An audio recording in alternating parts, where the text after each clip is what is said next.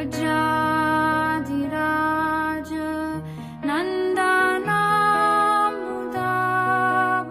congregation that went in Maya. Okay?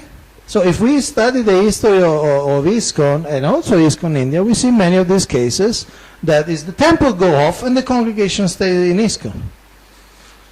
So it's not a rule. Okay? That was a second 2, 3, 4, 5. Yes, Prabhu. Regarding your comment But do you accept this kind of... actually my point was, therefore one connectivity, if that connectivity is there, then still That's why we're saying unity in diversity. There's unity in diversity. It's the same movement. If we can do things together, look at this. This is unity. There are 7 different temples, and we are all here in the same program, right? So this is unity, but it's in diversity. It's not that the manager of Pune can tell the manager of Nagpur, or the manager of Surat can tell the manager of Juhu. You know, it's unity in diversity. Yes. regarding your comment that Srila Prabhupada started worldwide movement based on the instruction by Srila Bhaktisiddhanta Saraswati Maharaj. This is regarding that. So Srila Prabhupada, when he went abroad, he wanted to preach because his Guru Maharaj had given him Instruction. order, and he expected initially some help from his god brothers. Yeah, he tried to get that. He tried yes, to, he tried. and only he got one Mridanga, that's all. He did not get much help. And so what the point I wanted to make is that, and before he left itself, he saw with his own eyes that Gaudiya Math fell apart, and so he did not expect much. So if his god brothers would have helped him at that time, so he would not, would he not have started the worldwide movement under the name and style of Gaudiya Math? It's very possible. Yeah. It's very possible if the Gaudiya Math, this is my interpretation, if the Gaudiya Math would not impose too heavy strictures on him, like say only distribute our books, or this or that, or you give initiation on our behalf, you know. So I agree with you that it's a definite possibility Srila Prabhupada could have opened a Gaudiya Math center and not start ISKCON. But if the conditions of cooperation would have been satisfactory to him. So similarly, in India also, though ISKCON is powerfully preaching at different places, then why new groups to start up when already ISKCON is preaching? But these are not new groups. That's my point. These are not new groups. This is ISKCON. Under different name and style. Like Hare Krishna Satsang Kendra. This is a particular thing, but in all these letters which I'm presenting, which is form the backbone of my presentation, there are no new names. Mr. Bajoria is the name of the guy. He did not create the Bajoria Satsang Samiti. Okay? So those are particular issues which come almost into the legal, in some case specifically comes into the legal thing. I'm not talking really about that. I'm talking that these are ISKCON. That's my point. And why they are ISKCON? Because they have the Sampradaya connection. They are initiated in ISKCON. They're members of ISKCON. And they have standing instruction from Srila Prabhupada to do what they're doing. Now, they may be doing well, may not be doing so well. They could cooperate more or less. Okay? But my point is that they are our people. That's my point. Okay? You accept this? Yes. There was another question here. I think my point is covered by Raman who was said. Also, I wanted to add one point to it. That as we say, they are our people, so they also should identify. That's one prerequisite always will stand. Can you repeat? Which people? As we say, those who are starting the centers. Center or preaching from homes, yeah. Whatever.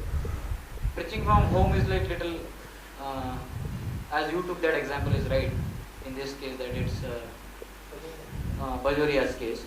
But in other cases, like we were discussing, those who are identifying, we say that they are identifying with what? They are identifying with ISKCON. Okay. They are preaching in the name of ISKCON. Oh, in the name of ISKCON. Yeah.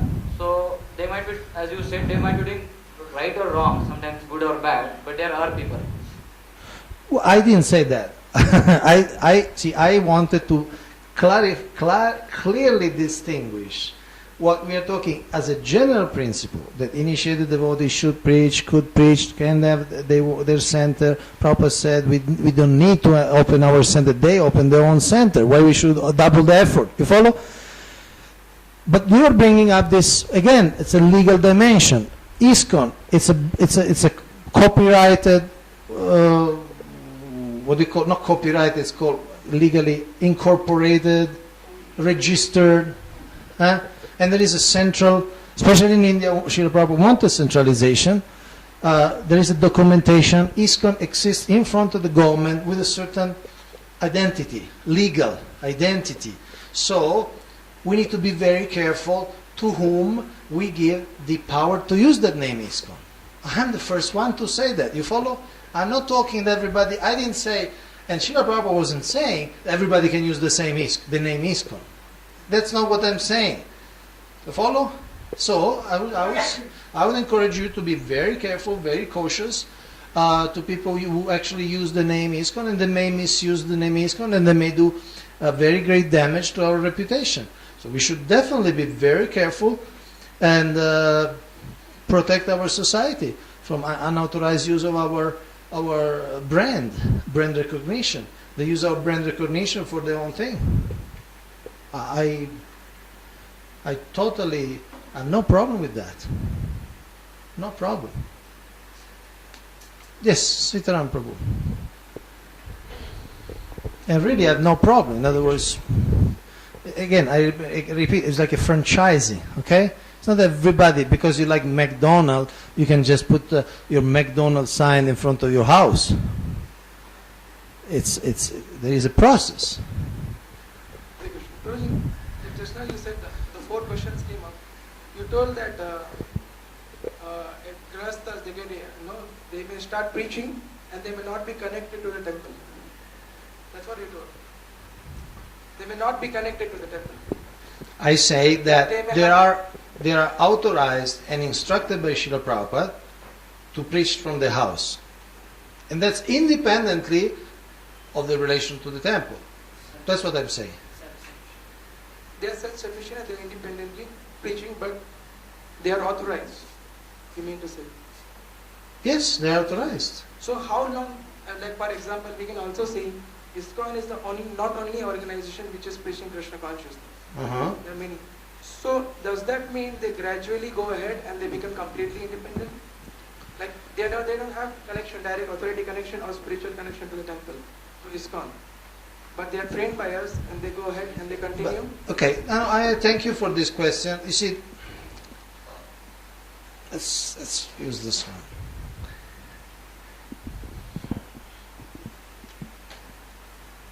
Now, correct me if I'm wrong, okay?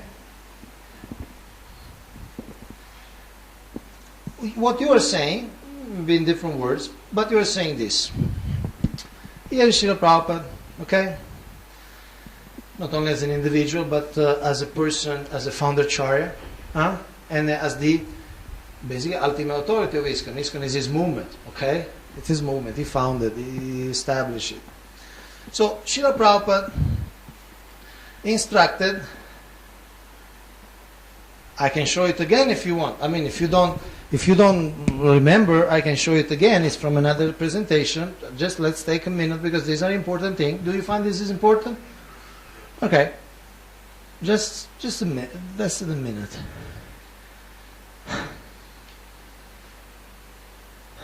So this is Bhagavatam. Again, Bhagavatam is not a letter. It's Bhagavatam, 3rd canto. So as a very high level of universality, because he writes for the whole world. Oops.